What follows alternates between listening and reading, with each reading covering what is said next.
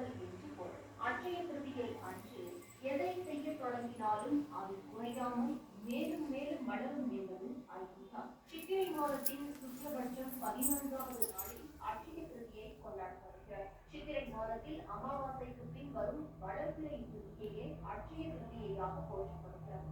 இந்த நாளில் தான் சூரியன் மற்றும் சந்திரன் இருவரும் தங்கள் கிரகங்களில் சிறப்பாக இருப்பதாக மேலும் இந்நாள் அமாதீஜ் என்றும் அழைக்கப்படுகிறது. வியாச மகரிஷி சொல்ல சொல்ல விநாயகர் மகாபாரதம் எழுத துவங்கியது இந்த நாளில் தான். விஷ்ணுவின் 6வது அவதாரமான பரசுராமர் அவதாரம் நிகழ்ந்ததும் அட்சய திருதியை நாளில்தான் என்று கூறப்படுவதால் வட மாநிலங்களில் இந்நாளில் பரசுராமர் ஜெயந்தி விமர்சையாக கொண்டாடப்படுகிறது.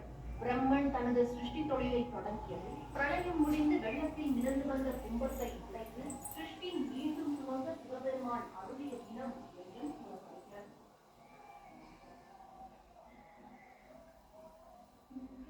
மகாபாரதத்தின் படி